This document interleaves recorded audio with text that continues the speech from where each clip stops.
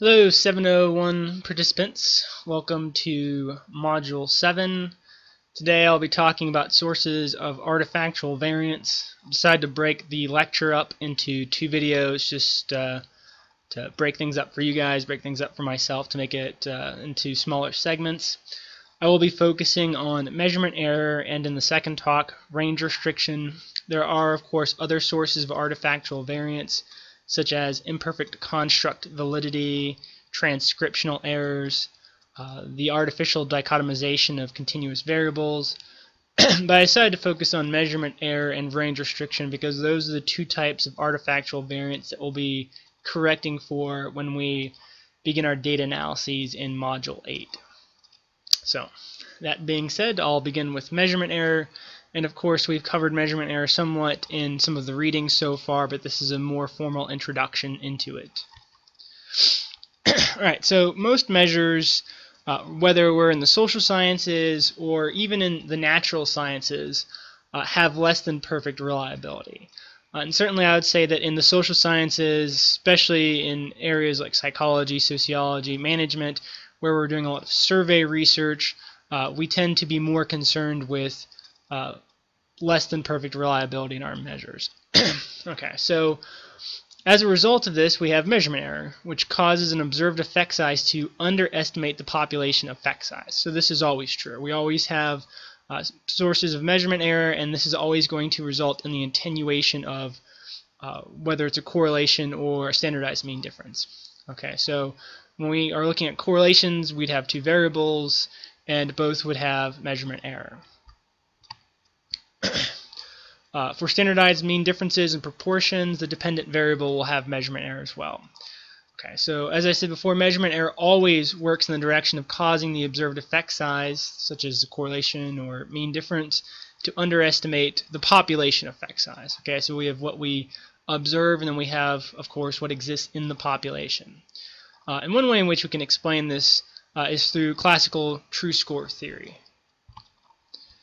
Alright, so here we have the observed score, which is a function of the true score plus the error score. And so ultimately, the variance that we see in the observed scores is a result of the variance in the true scores and variance due to error. Okay, so this error that we're discussing, this is random error, and it ultimately has a mean of 0. So for each distribution of observed scores, this error does not alter the mean, but adds variance to the distribution. So for a given measure, its distribution of true scores has less variance than its distribution of observed scores. Now, of course, with a correlation, what we're doing is we're measuring two variables, and then we're seeing how they covary in a linear sense. Okay. And of course, this is assuming that measurement error is the only source of artifactual variance that is operating. Without measurement error or without other sources of artifactual variance, the correlation would be equal to whatever, the observed correlation would be equal to whatever is actually going on in the population.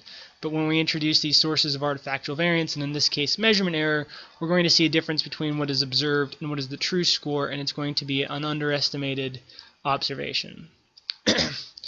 So because measurement error is random, it introduces random error variance, and as a result, we'll have these two sources of random error variance in one variable and in the other, and this prevents two variables from covarying as much. And oftentimes, you'll sometimes hear the word, the use of the term noise to refer to error variance. And we can look at this in a scattergram of observed variables, which is more circular than the scattergram of a true score set of variables, as illustrated here. So you can see on the left side of the screen, you have a scattergram of true score variables, on the right side, scattergram of observed variables. And of course, we have measurement error in both measures of A and B, and as a result, we've added noise to this scattergram, preventing us from seeing what the true linear relationship is. And it's going to hurt the ability for these two variables to covary, and for us to observe that.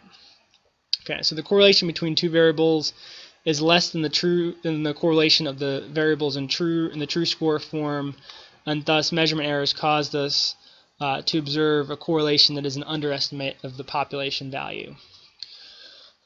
One can estimate the population correlation from the observed correlation by dividing the observed correlation by the product of the square root of the reliabilities. And this is something that we'll do. We won't cover this, a lot of the statistical formulas in depth in Module 8, but we will use reliability estimates as input for our data analysis. And so we actually will be using this formula here on the next page, which is something you can see. We've got rho, which is an indication of the population parameter, r, which is of course the correlation, and then the reliability of measure A, measure B. We take the square root of both of those, multiply them, and we'll ultimately get a corrected, we refer to this as a corrected estimate of what the population parameter is. Okay, so studies employing variables with low reliabilities will yield effect sizes that sharply underestimate the population effect size. Conversely, studies employing variables with very high reliabilities will yield effect sizes that slightly underestimate the population effect size. Okay, so less so. You know, when you have better reliability, more reliable measures, you're going to underestimate the population mean by less. So now, and of course in meta-analysis, what we're doing is we're combining studies. So when one combines a distribution of observed effect sizes based on studies with low reliabilities with a distribution of observed effect sizes based on studies with very high reliabilities, the resulting observed distributions contains variance due to differences across studies in reliability. Okay, so this is where in a meta-analysis we're now introducing variance, which is going to be due to these artifacts across studies, okay, so between the different studies. Thus, for most distributions of observed effect sizes, differences across studies in the reliability of variables used in calculating the effect size will be a source of artifactual variance that causes the observed variance to be larger than the population variance, okay, because again, we have variance with, between the studies, not just within the studies. Alright, so that is a summarization of measurement error. As I said before, we are going to focus on measurement error and range restriction. I don't want to overload everyone because I know this is a lot of new content. So we'll pause here and we'll pick it up with, what's it called again? Range restriction, of course.